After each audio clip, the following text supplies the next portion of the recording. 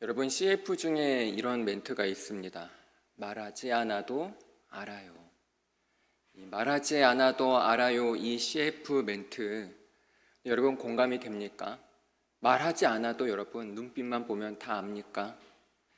혹시 사랑하는 사람이 있습니다. 말하지 않아도 그 사랑을 표현할 수 있습니까? 약간 모순이 있죠. 여러분, 하나님이 나를 사랑하실까요? 네, 제가 약간 뚱땅지 같은 질문을 했죠. 하나님이 나를 사랑하실까? 아멘, 그랬습니다. 그러면 하나님이 나를 사랑하시는 그 증거가 무엇입니까? 사랑한다면은 뭔가 증거가 있어야죠.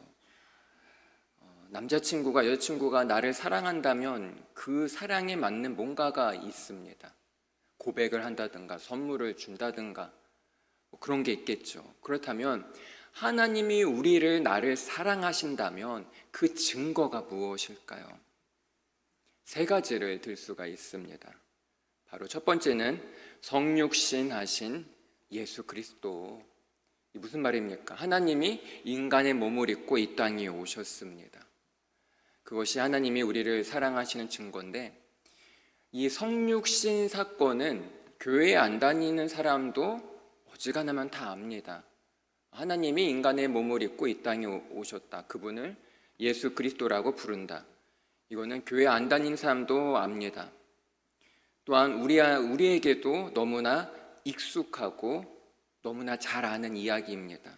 그런데 예수님의 이 성육신이 정말 우리 마음 가운데 얼마나 와닿는지 생각하면 좋겠습니다.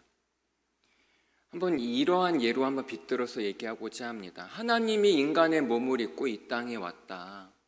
머리로는 아는데 이게 과연 어떠한 의미인지 잘 마음에 와닿지 않을 수도 있습니다. 예를 들어 내가 고양이를 너무나 예뻐해요. 그 고양이 너무나 사랑해요. 늘 같이 내 옆에서 자고 같이 늘 껴안고 그래요. 근데 여러분, 내가 그 고양이를 사랑한다고 해서 그 고양이에게 주는 그 밥, 사료, 먹이를 나도 같이 먹을 수 있나요? 그건 못하죠. 그렇죠? 그 고양이가 먹는 음식 쓰레기, 음식 찌꺼기를 내가 그 고양이 사랑한다고 해서 같이 그 음식 찌꺼기를 나도 먹을 수 있나요? 그거는 못합니다. 네, 그렇죠? 왜 못합니까? 사랑하지만 그 정도까지는 난 못하는 거거든요. 자, 그런데 하나님이 인간의 몸을 입고 이 땅에 오셨다는 것은 이제 이 하나님은, 이 예수님은 우리 인간처럼 걸어 다녀야 합니다. 분명히 제약을 받지 않는 분이었는데 인간의 몸을 입고 옴으로 인해서 걸어 다녀야 되고, 날씨가 더우면 땀을 흘려야 되고, 추우면 추위를 타야 되고, 배고프면 뭔가 먹어야 합니다. 우리 인간이 먹던 것을 같이 먹어야 합니다. 바로 성육신 사건은 그냥 그렇구나가 아니라 정말 놀라운 사건입니다. 우리가 이성적으로 이해할 수 없는 사건입니다. 어떻게 제약받지 않는 초월적인 그 하나님이 인간의 몸으로 오셔서 인간처럼 살아야 되고 인간처럼 지내야 된다라는 것이, 여러분, 그렇구나가 아니라 절대 이것은 이해할 수 없는 너무나 놀라운 사건이라는 것입니다. 그것이 하나님이 나를 사랑하시는 첫 번째 증거입니다. 그리고 두 번째는 바로 십자가입니다. 하나님이 나를 사랑하시는 두 번째 증거는 십자가. 여러분, 아무리 사랑해도 그 죽음까지 불사를 수 있는 사랑이 과연 어디에 있습니까? 사랑할 수는 있어요. 그런데 내 목숨을 내어준다? 여러분, 이거는 쉽지 않습니다. 목숨을 내놓을 정도로 예수님은 우리를 사랑하셨습니다. 그것이 바로 하나님의 사랑입니다. 하나님이 나를 더 사랑할까요? 예수님을 더 사랑할까요? 지난주에 한 질문이었죠. 누굴 더 사랑한다고요? 나를 더 사랑한다. 하나님이 하나밖에 없는 그 독생자 예수를 나 때문에 내어줬습니다.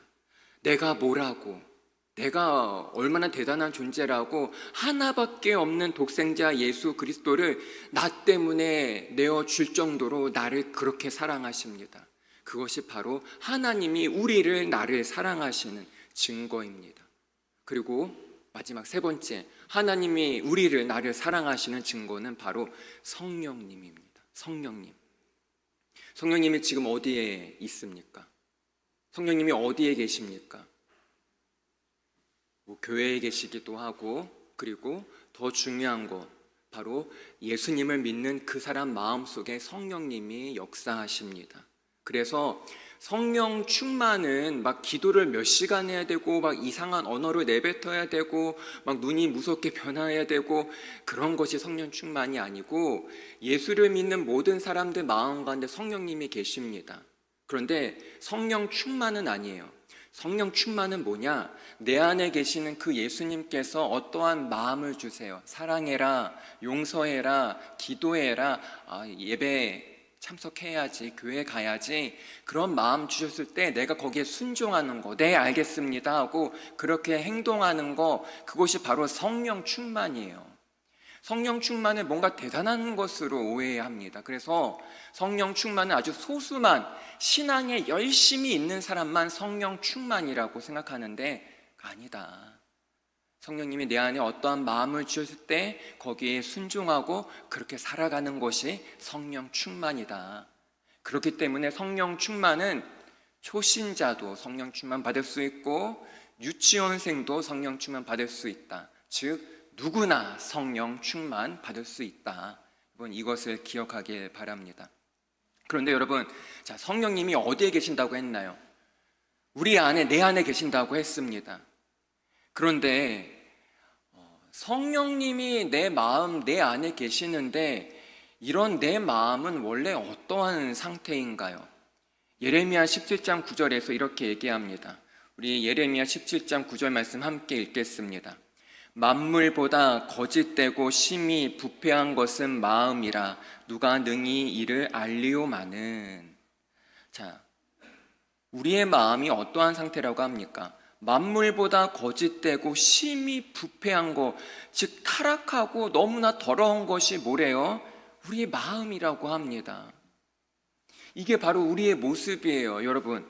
내가 뭔가 잘나서 깨끗해서 내가 뭔가 교회 열심히 나와서 성령님이 내 안에 계시는 게 아니에요. 원래 우리의 마음은 뭐래요? 만물보다, 이 세상보다 거짓되고 부패하고 타락한 게 뭐래요? 우리의 마음이래요. 그런데 그런 우리의 마음에 누가 계신다고요? 성령님이 계신대요. 여러분, 그러한 우리의 마음에 성령님이 계신다는 것은 하나님이 그토록 우리를 사랑하신다는 증거입니다.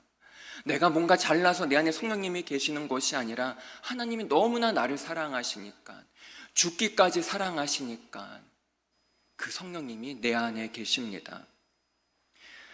예수님이 제자들과 있을 때 이러한 질문을 했어요. 제자들에게, 얘들아, 내가 너희들과 함께 있는 게 더 좋을까? 아니면 내가 너희들 곁을 떠나는 게 더 좋을까? 라고 질문을 했습니다.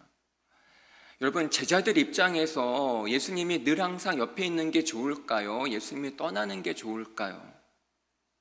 당연히 우리 인간적인 생각으로는 제자들 곁에 예수님이 늘 붙어 있는 게 좋아 보입니다.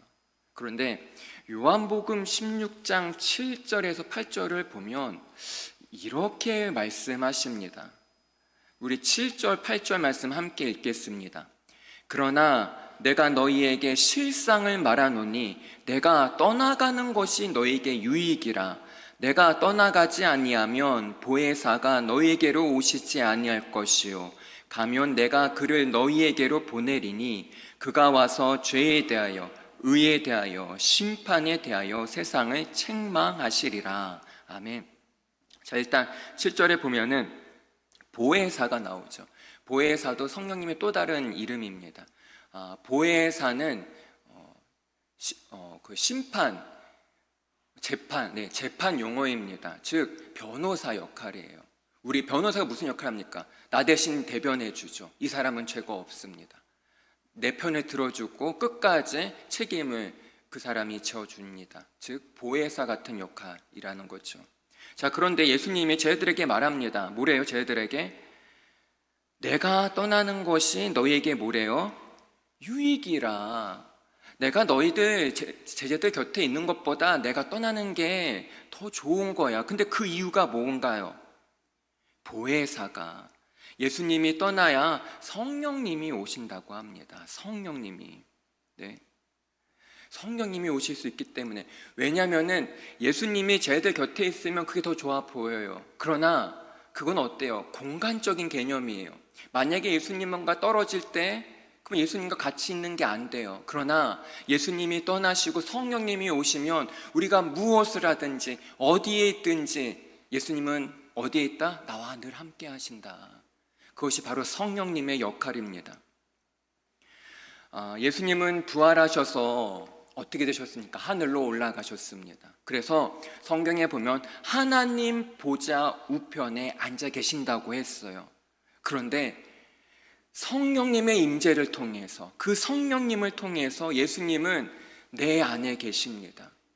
그래서 그 성령님 통해서 십자가 사건은, 예수님이 십자가에서 죽으신 것은 2000년 전 역사적 사건이지만 그 2000년 전 역사적 사건이 바로 지금 실제적으로 내 안에서 일어나게 하는 것이 바로 성령님의 역할입니다. 그래서 오늘도 내일도 앞으로도 예수님은 우리와 늘 함께 하시고 나를 인도하시고 이끄시고 나의 삶은 응원하시고 지지해 주신다라는 것입니다. 그래서 결코 우리는 혼자가 아니다. 우리는 혼자 외롭게 신앙생활하는 거 아닙니다. 혹시 세상에 나가면은 예수 믿는 사람이 아무도 없나요? 나 혼자 예수님 믿고 있습니까? 캠퍼스에서, 직장에서 나 혼자만 예수님 믿고 있습니까? 그런데 혼자가 아닙니다. 예수님이 나와 함께 하십니다. 눈에 보이지 않지만, 때로는 그분이 느껴지지도 않지만은, 그러나 우리는 그 믿음이라는 것을 통해서 예수님이 나와 함께 하심을 우리는 고백하고 체험할 수가 있습니다. 그래서 정말 성령님이 내 안에 계신다, 예수님이 나와 함께 하신다, 이것을 우리가 증명하고 입증할 수 있는 것이 바로 믿음이라는 것입니다. 이 믿음이라는 것을 잃어버릴 때, 이 믿음이 약해질 때 하나님을 의심하게 되고, 정말 예수님 내 안에 계시나? 그러한 믿음이 흔들리게 됩니다. 여러분, 지난 한 주간 삶이 어땠습니까? 혹시 삶 속에서 하나님의 임재하심을 경험하지 못하고 메말라 있습니까? 매너리즘에 빠져 있습니까? 여러분의 믿음을 돌아보길 바랍니다. 삶 속에서 임마누엘, 하나님이 우리와 함께 하신다, 이 임마누엘 하나님을 잊어버리면 죄의 유혹에 무너집니다. 죄에 무뎌집니다. 신앙생활 하면서 방황하고, 신앙생활 하면서 죄를 짓고, 신앙생활 하면서 세상과 타협하게 됩니다. 이를 위해 우리가 주의해야 할 것은 예수님을 체험으로만 알려고 하면 안 됩니다. 물론 체험이 되게 중요해요. 우리가 이제 8월 달에 수련회도 가고 그럴 때 뭔가 은혜도 받고 때로는 눈물 콧물도 흘리면서 내 마음 가운데 뜨거움이 몰려오고 내 안에 막 온갖 내가 그동안 지은 모든 죄악들 다 회개하면서 막 통곡하고 참회하고, 이런 체험 중요합니다. 그러나 그 체험에 의지하게 되면 신앙의 한계에 부딪힙니다. 체험을 중요시 여기면 그 체험이 없는 그 상황, 힘든 상황에서 예수님이 나와 함께 하시는지 의심을 들게 됩니다. 물론 이 체험이라는 것은 나의 신앙을 한 단계 성숙하게 하고 또 점프하기도 만들지만, 또한 이 체험이라는 것은 강한 확신을 주기도 하지만, 이 체험이라는 것은 순간적입니다. 내가 어제 어떤 특별한 하나님에 대한 사랑을 체험했어요. 이게 24시간 365일 지속되진 않습니다. 체험이라는 것은 그 순간이에요. 여러분 이런 말 들어봤을 겁니다. 냄비 근성, 막 열정으로 불타오를 때에는 그런데 여러분, 그 식을 때는 어떤가? 한순간입니다. 한순간. 그렇기 때문에 우리가 이 체험이라는 것을 무시하면 안 되지만 체험보다 더 중요한 게 뭐다? 믿음이다. 그리고 그 믿음을 확고하게 만드는 것이 뭘까요? 바로 말씀입니다. 이 하나님의 말씀을 체험보다 더 붙드는 겁니다. 여러분, 그 종교개혁이라고 얘기 들어봤을 겁니다. 16세기 서방교회에서 이 부패한 그 당시에 교회를 개혁시키는 일이 일어났죠. 뭐 면죄부를 막 판매도 했죠.